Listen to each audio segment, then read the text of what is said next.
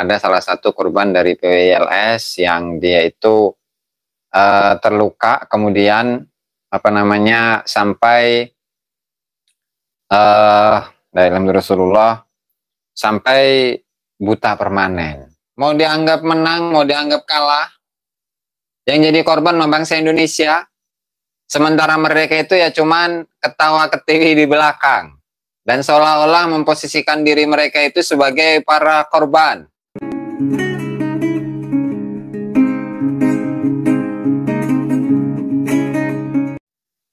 Jadi kan dari pihaknya HRS itu kan Rasulullah klarifikasi klarifikasi di mana PWILS itu difitnah. Dari klarifikasinya itu menyebutkan bahwasannya PWILS itulah yang membawa senjata tajam. Kemudian ada satu orang yang dilarikan di rumah sakit, gitu ya. Padahal pada faktanya itu nggak seperti itu. Dan tadi antara beberapa pengurus-pengurus pusat PWILS itu rapat Zoom meeting ya, membicarakan hal ini. Bahkan ada salah satu korban dari PWILS yang dia itu terluka, kemudian sampai dalam Rasulullah sampai buta permanen. Dan mudah-mudahan ya kita semua doakan kepada seluruh bangsa Indonesia dan khususnya anggota-anggota PWILS selalu dilindungi oleh Allah Subhanahu wa taala, dan anggota PWILS yang kemarin mendapatkan luka-luka dan datanya pun sudah saya dapatkan. Mudah-mudahan mereka semoga disembuhkan oleh Allah Subhanahu wa taala. Al-hadini al-Fatihah. A'udzubillahi minasyaitonir rajim. Bismillahirrahmanirrahim. Alhamdulillahirabbil alamin. Rahmanir-rahim, maliki yaumiddin, iyyaka na'budu wa iyyaka nasta'in, ihdinas siratal mustaqim, siratal ladzina an'amta 'alaihim ghairil maghdubi 'alaihim waladdallin. Jadi dalam kesempatan kali ini saya nanti akan memutarkan voice note yang saya dapatkan dari Mbah Thoyib, di mana beliau ini adalah salah satu pengurus pusat PWILS di bagian humas ya, di bagian humas. Kemudian untuk di Pemalang itu beliau menjadi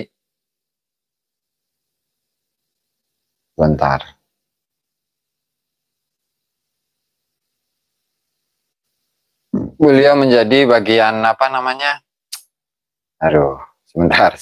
lembaga keilmuan di DPD Kabupaten Pemalang ya. Dan saya sudah meminta izin beliau untuk memutarkan atau menampilkan suara beliau di live streaming saya. Dan sebelum kita simak bersama-sama, saya akan bacakan beberapa nama-nama yang merupakan korban dan dirawat di Rumah Sakit Siaga Medika. Dari nama-nama ini saya nggak nemuin FPI ini. Astagfirullahaladzim. Oke, nama yang pertama itu adalah Khairul Farid dari PWILS, luka bagian kepala, alamat Desa Jogoloyo, Kecamatan Wonosalam. Dan yang kedua itu nama Rizky Nur Fauzi dari PWILS, tangan kanan tidak bisa digerakkan, alamat dari Mojo Mejagung, Kecamatan Randu Dongkal. Dan yang ketiga, Bapak Ahmad Warsono dari PWILS, itu dari Brebes. Kemudian Bapak Khairul Anam dari Kubu, dari PWILS, robek belakang kepala. Robek kepala belakang ya, kepala bagian belakang. Dari Desa Karangkembang, RT 6, RW 1, Kecamatan Ngalian, Kabupaten Kebumen. Kemudian ada Bapak Mahmudi dari PWILS, itu alamat Karanglawet, RT 8, RW 2, Kecamatan Telogorejo, Kabupaten Demak. Dari Demak segala ya. Kemudian Mbah Mono dari PWILS, dari Karanganyar Solo, luka bagian belakang dan wajah. Kemudian ada satu korban dari PWILS belum bisa dimintai keterangan karena belum sadar. Itu mungkin yang saya ini kan tadi itu ya. Oke. Berikutnya korbannya itu tidak hanya berarti 1, 2, 3, 4, 5, 6, 7 ya, dari PWLS 7 orang ya. Kemudian dari kepolisian itu 2 orang juga. Dari kepolisian itu 1 Bapak Muhammad Bintoro, luka sobek pelipis kanan, pangkat Bribka Samapta Polres Pemalang. Kemudian yang kedua itu Bapak Nicholas Aji Wicaksono, luka kepala kanan belakang, pangkat Bribda Samapta Polres Pemalang.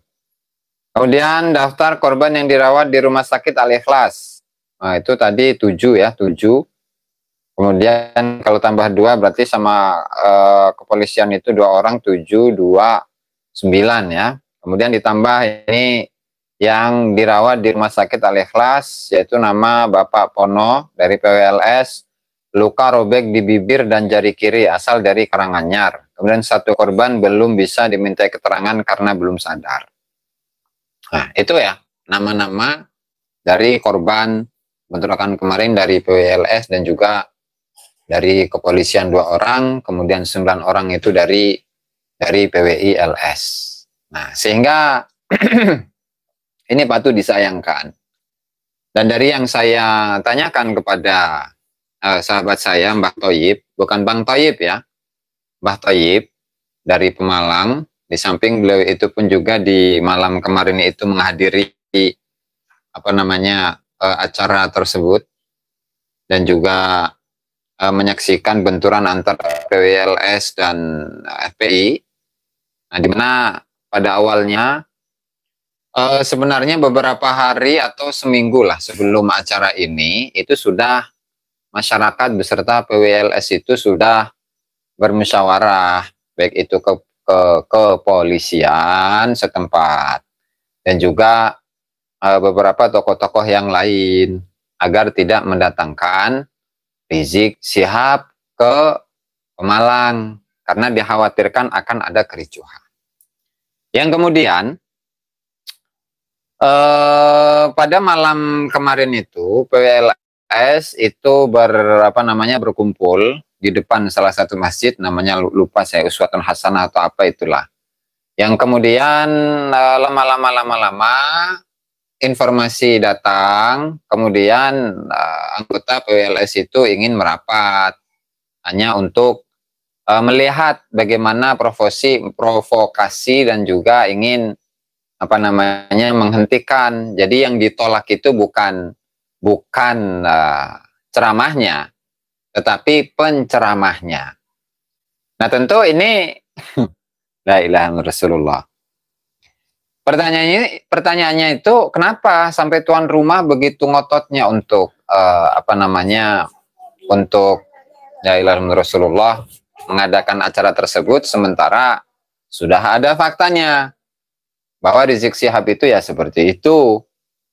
Bahkan dalam ceramahnya itu Bapak Rizik Syihab selalu menuduh-nuduh PKI yang anti ceramah, anti pengajian dan seterusnya. Padahal dalam faktanya, ini kalau di Banten ya, dalam faktanya itu untuk di Banten, itu beberapa kali saya menemukan fenomena penolakan dari anak buahnya Bapak Rizik Syihab ya, dari FPI tentunya. Itu ketika pengadaan hall di Syekh Daud di Labuan itu memang FPI pelakunya. Padahal yang ingin berceramah itu, yang menjadi penceramahnya itu adalah Gus Abbas Buntet. Kalau Gus Abbas Buntet dalam penyampaiannya itu kan ya penuh dengan keilmuan, membahas tafsir, membahas ayat, membahas sejarah segala macam gitu kan. Kemudian di mana itu? Di Rangkas. Nah, itu pernah sekali di Rangkas. Kemudian di mana, di sini nih, di Serang, Serang Timur itu, di Cikande ya, itu pernah ada penolakan juga dari FPKI. Kemudian di Cilegon itu sekali pernah juga itu. Gus Abbas juga, belum lagi di Tangerang. Nah, jadi sudah 5 kali ini. Ini belum lama, kurang lebih setahun yang lalu lah. Jadi sebenarnya yang anti itu siapa? Yang anti terhadap pengajian itu siapa? Kemudian kita bandingkan sajalah bagaimana isi ceramah, isi pengajian yang disampaikan oleh Gus Abbas Buntet dengan orasi-orasi, ya, provokasi yang disampaikan oleh Bapak Rizik Syihab. Dan saya rasa tidak perlu menyampaikan apa namanya menyampaikan perbandingannya, ya, karena masyarakat luas itu sudah sudah bisa menilainya sendiri bagaimana di masa lalu sebelum-sebelumnya itu. Asah golok, asah pedang, asah celurit. Nah, kemudian dengan korban ini 11 orang dari PWILS. Ya, itu kenapa mereka itu bisa luka? Dan juga yang pertama kali ketika tadi itu, ya, anggota-anggota PWLS itu merapat ke tempat pengajian, ke lokasi pengajian. Itu pertama mereka itu tidak membawa senjata, tangan kosong, ya. Kemudian membawa apa namanya bambu lah, ya mungkin yang biasa menggunakan tempat parkir itu, ya, lampu itu seperti itu. Nah, kemudian mereka itu ketika merapat, anggota PLS merapat ke tempat apa namanya pengajiannya itu, tempat acaranya atau lokasi acara, tiba-tiba FPI itu langsung melempari batu. Nah, melempari batu ke PWI-LS. Nah, itu saya rasa siapa namanya Kiai Haji Mubarak Tri sudah bersuara tentang hal itu, dan bukti-bukti video-video bahwa di pihaknya FPI itu membawa senjata tajam itu ada dokumentasinya, dan memang dari awal PWI-LS itu tidak menginginkan kericuhan seperti ini. Nah, sehingga apa namanya yang membawa senjata tajam itu memang dari kalangan mereka. Agus Aziz, para sedulur coba simak dengan baik dan cerna video-video Gus Dur dan cerna dengan polemik-polemik Rizik Syihab. Gus Dur berkata Rizik itu teroris lokal, betul, itu ada videonya itu. Nah, ya memang begitu, Beb. FPKI itu PKI itu memang selalu memutarbalikan fakta. Ya nggak heran lah, karena memang secara genetik itu ya tidak ini. Genetika itu memang tidak akan menipu. Kalau memang leluhurnya itu seperti itu, maka anak cucunya ya kemungkinan besar seperti itu juga. PKI ya.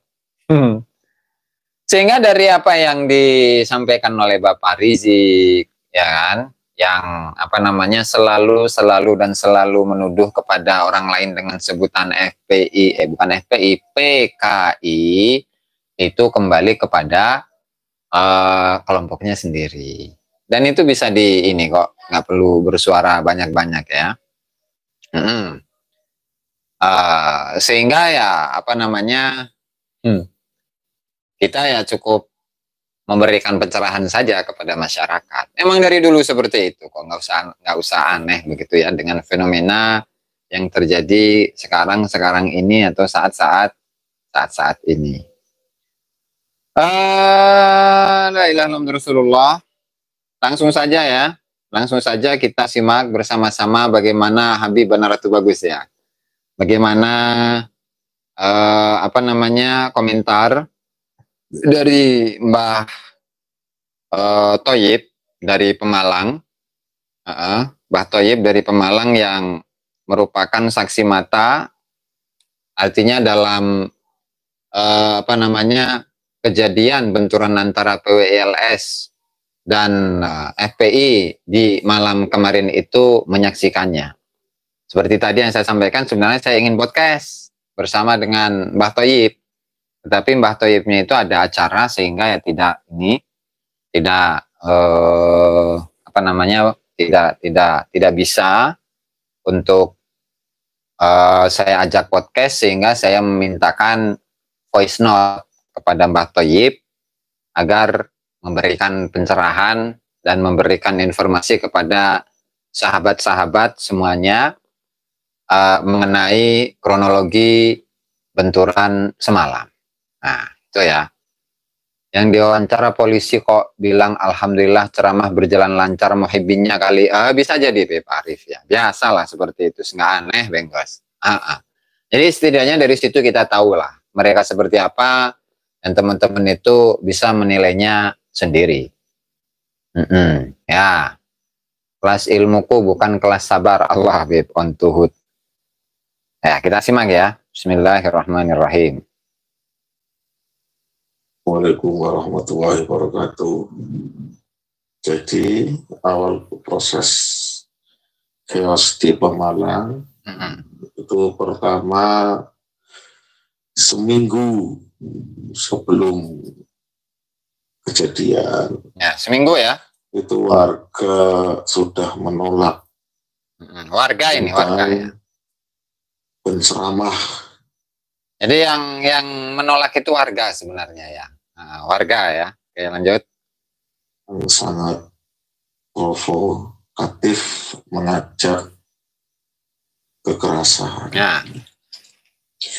Jadi mereka itu yang ditolak itu bukan pengajiannya, tapi pencerahan. Bentar ini. Pak Ketua main sabar-sabaran. Jangan terprovokasi yang di lapangan remuk. Dikira ngelawan Upin Ipin, kasihan PWI, wajar kalau perang bawa senjata tajam, masa bawa kelereng. Oh gitu. Jadi niatnya bukan untuk pengajian itu. Niatnya memang untuk perang kalau gitu. Kenapa? Ya karena kan sebelumnya memang ngajakin perang. Memang ngajakin perang sebelumnya kan. Provokasinya memang seperti itu. Itu si Habib Agus Sutrimo. Nah. Subhanallah, naam, subhanallah, ya. Lanjut. Ya. Kekerasan. Jadi mereka itu yang ditolak itu bukan pengajiannya, ya, tapi penceramahnya. Terus? Dan oh ya, ada hubungannya. Terus berproses sampai ada pertemuan di Kesbangpol. Lalu berlanjut pertemuan di Polres. Lalu berlanjut karena tidak ada respon, akhirnya terjadilah kumpul di Masjid Ukhuwah Islamiyah. Ukhuwah Islamiyah. Di sana teman-teman diberi nasihat bahwa jangan ada anarkisme. FPI makanya gitu. Jangan sampai ada bentrok karena. Nah, jadi memang PWLS ya itu memang tidak ingin bentrokan. PWLS tidak ingin bentrokan. PWLS tidak ingin benturan. Itu. Sehingga yang pengen benturan siapa? Yang pengen bentrokan siapa? Itu mereka lah. Terus? Nah, itu sesama umat muslim. Mereka itu saudara kita. Jangan sampai bentrok. Itulah narasi-narasi yang disampaikan ketika teman-teman berkumpul di Masjid UI atau Ukhuwah Islamiyah. Ya. Semakin malam banyak.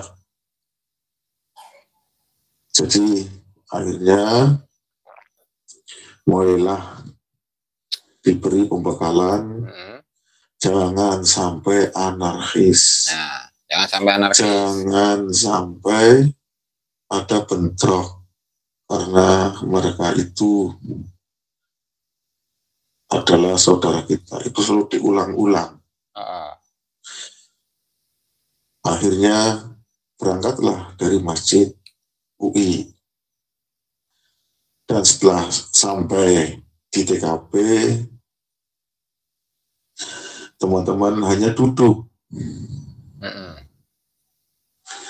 Dan ada perwakilan bernegosiasi. Setelah berdiskusi,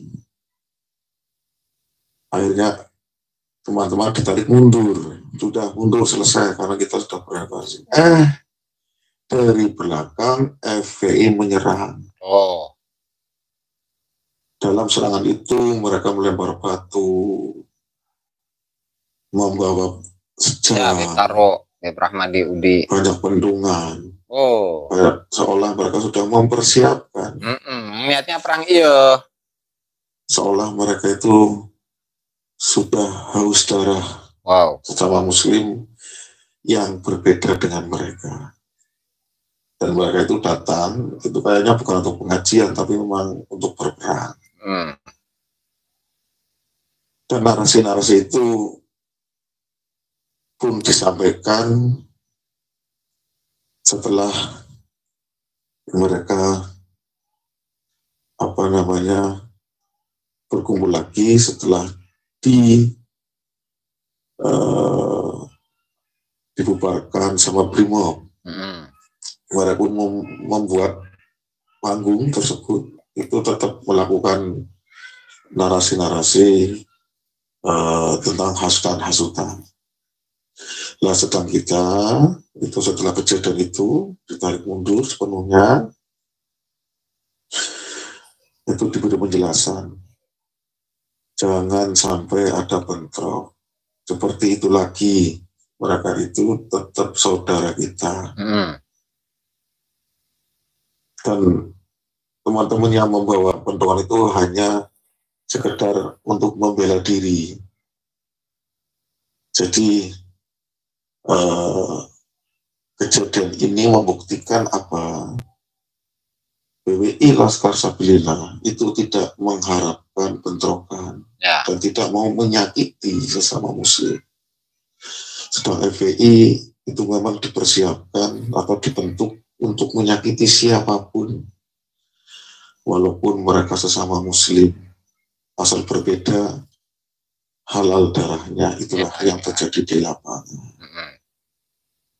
Sekian, terima kasih. Assalamualaikum warahmatullahi wabarakatuh. Waalaikumsalam warahmatullahi wabarakatuh. Ya, itu dari ini, dari Mbah Toyib ya. Dan tentu di malam ini ada penolakan juga di Banyumas. Ada penolakan juga di Banyumas. Konon katanya Bapak Rizik Syihab itu akan mengisi sebuah acara di sana. Cuman oleh teman-teman dan juga masyarakat Banyumas itu menolaknya ya. Cuman saya belum tahu kabar terupdate-nya tentang itu ya. Walhasil bagaimana? Ya begitulah. Korban sudah ada. Dan niat mereka itu memang untuk perang. Nah itu cenage. Ada di channel Babe. Gini. PWLS kalian menantang, kalian menghadang, kalian bawa sajam dan pentungan.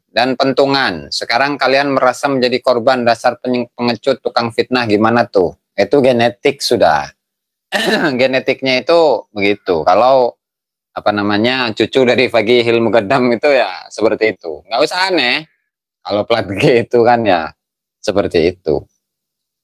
Yang nggak beda jauh dengan junjungannya itu kan. Kalau junjungannya itu mengatakan ngajak perang, junjungannya ngajak perang, asah golok, asah pedang, kemudian menyebut orang lain sebagai FPI, bukan FPI, sebagai PKI, ya itu biasa, framingan haplogrup G ya seperti itu. Jadi nggak usah aneh dengan fenomena seperti itu. Walhasil, saya memberikan masukan kepada semua teman-teman untuk antisipasi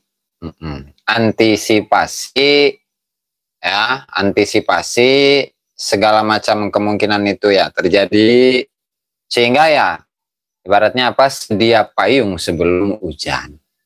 Dan tentu hal-hal yang seperti ini ya, Bu Zen Zeta ibarat harimau lapar, FPICS pasti cari mangsa, tinggal menunggu aba-aba dari sang provokator. Betul. Pada ujungnya mau dianggap menang, mau dianggap kalah, yang jadi korban bangsa Indonesia.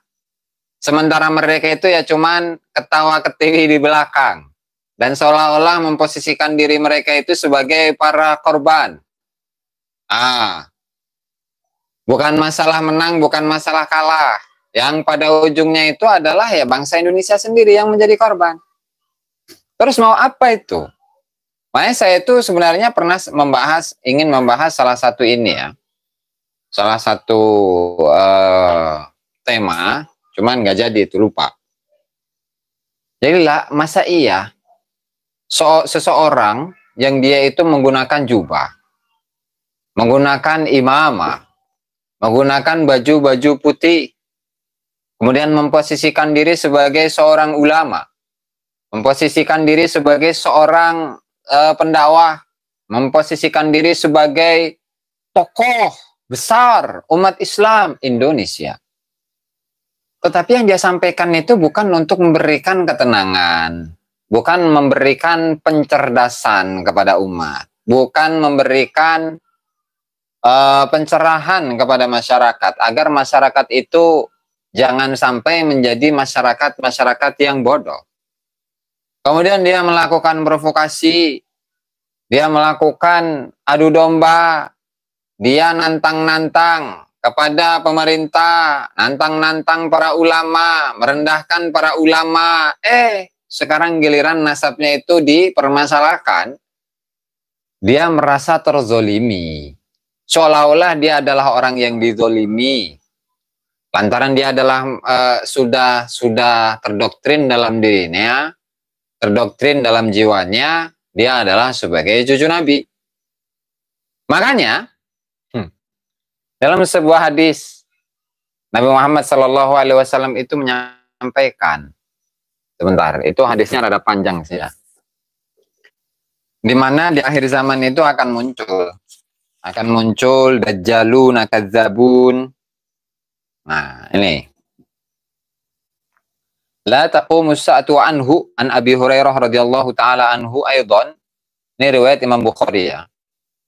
Anna Rasulullah sallallahu alaihi wasallam, bahwa Rasulullah sallallahu alaihi wasallam itu bersabda, qala la taqumu as-sa'atu, tidaklah berdiri, tidaklah terjadi hari kiamat, hatta taktatila fi'atani azimatan, sampai ada dua golongan yang besar itu saling berperang. Takunu bainahuma maktalatun azimah. Yang peperangan yang besar itu terjadi. Da'watuhuma wahidah. Kemudian ajakan kedua golongan itu sama. Dan wahatta yub'atsa dajjaluna kadzabuna qaribun min salatina, sampai muncul para dajjal-dajjal, para pendusta-pendusta, yang jumlah mereka itu hampir mendekati 30. Kulluhum yaz'umu annahu Rasulullah. Dan semuanya itu mengklaim bahwa mereka itu adalah Rasulullah. Nah, jadi di akhir hari nanti, sebelum kedatangan hari kiamat nanti itu, akan banyak para pendusta-pendusta. Dan Dajjal ini jangan hanya diartikan sebagai sosok yang di jidatnya itu ada tulisan kafaro. Dimana Dajjal ini itu lebih kepada sifat. Ad-Dajjal itu al-kadhib, dusta, dobol.